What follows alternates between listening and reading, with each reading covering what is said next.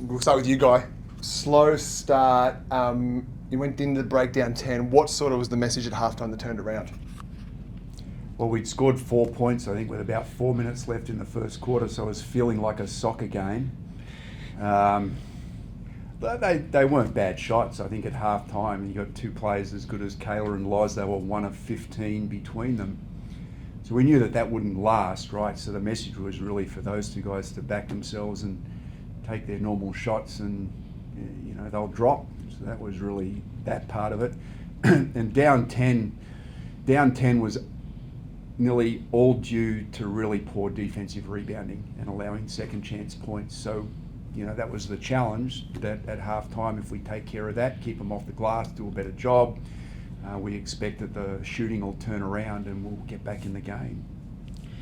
Then they've said, even at three-quarter time pretty much, how proud are you sort of the way that they went on with it? Because you think we missed that shot right on the buzzer to win it in regulation. Sometimes that goes against us. But how proud are you sort of the team went on with it in overtime? Yeah, look, I'm really proud of the team, the way they executed. We talked about this just after the game. I thought they executed great through the fourth quarter and into the overtime, because to get that many assisted baskets late in the game is very, very difficult to do, because games get so tight and pressured. It's normally a one-on-one move, a drive, a kick three, that kind of thing. But to actually score because you're cutting and finding people and cutting is very difficult to do. So I was nothing but proud of the girls for how they did there.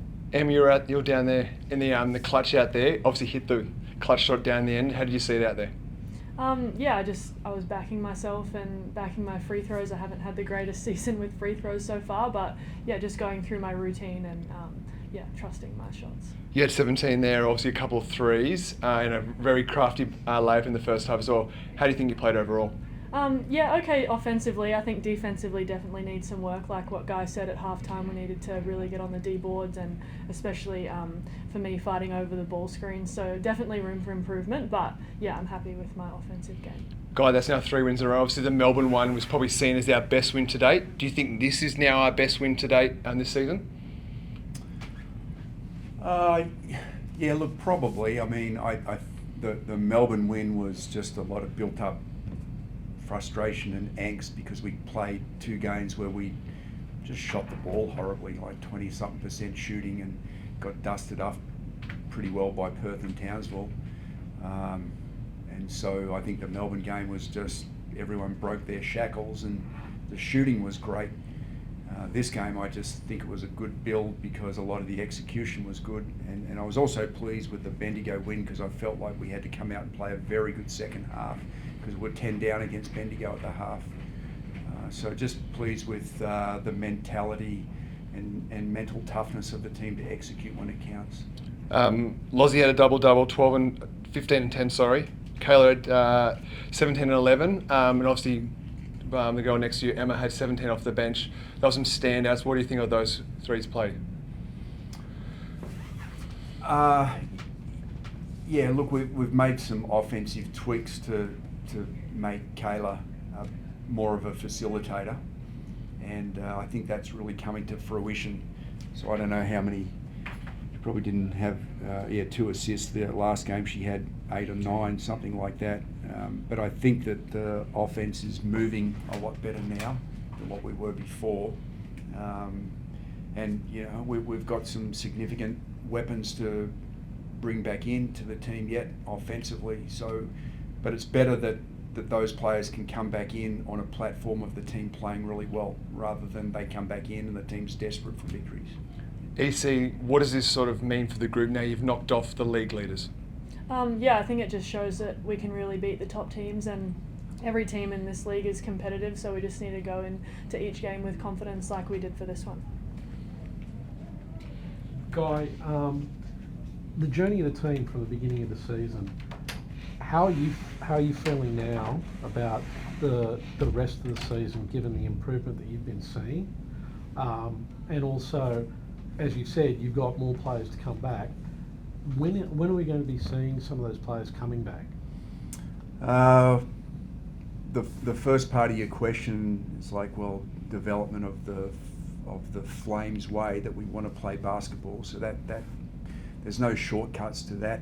You know, every game you play is a bit of a truth test, and yeah, it's taken a long time to get some foundational things in place that I think are starting to come through now to a much better level. And that's credit to the players that we've got, because we've been in this situation of around the 500 mark.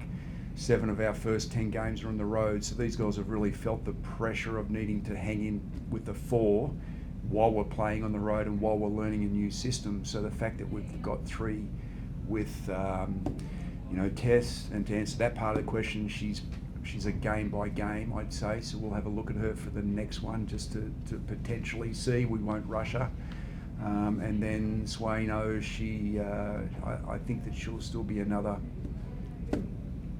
2-3 weeks maybe, so she's not far away. Okay. Anyone else? Abs? Yeah, I've got one for Emma actually. I just wanted to ask.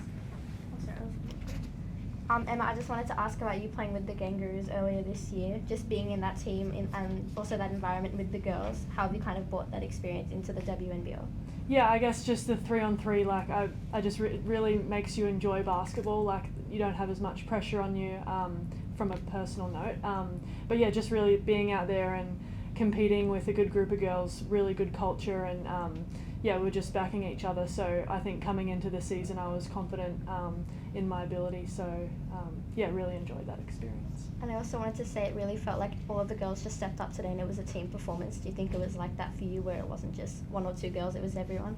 Yeah, definitely. I think everybody's making a big contribution. Obviously our starters and then our players coming off the bench, we all know our roles. So yeah, we're all doing that to the best of our ability. So proud of everyone today. And that just comes with the girls getting to know each other more? Yeah. I mean, we're really gelled off the court, and I think that is translating on the court. So yeah, out there having fun, getting around each other when we make big plays, and sticking together in the tough times. So yeah. Anyone else? I just wanted to quickly ask Guy, you mentioned before that Kayla is becoming more of a facilitator rather than being relied on a scorer. How soon did you decide to make that change? Because I feel like she certainly started to relax a little bit more into this season, and I think her performance has started to improve now that she's looking a bit more relaxed. So when did you make that decision to make her more of a facilitator? Yeah, it's a good question. So I think that the way we started was hampered by the fact that she came in so late, because she came off the WNBA, so she had no foundation of pre-season with a new team. And then when we came in, the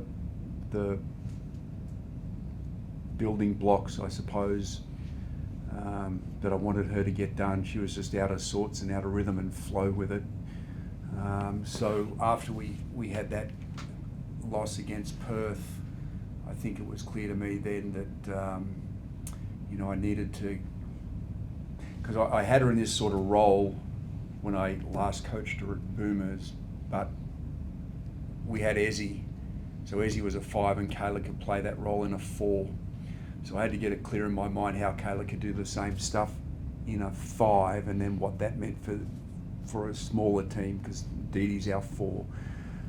So it just took a bit of planning how we went about it, but we've been working that quite hard since we got back from Perth, to just not massive changes, but just enough to, in the terms I use, to make her the primary target player rather than a secondary target. And the last one from me, I've noticed in the last few games you've switched to a lot of 5 out in the half-court offense. But what I like about it is you are getting that secondary action on the rotation and getting more scores from assists. Is that why you implemented more of a 5 out, or is that just an organic benefit? No. Well, we wanted to squeeze much more out of Kayla's passing ability than what we were getting.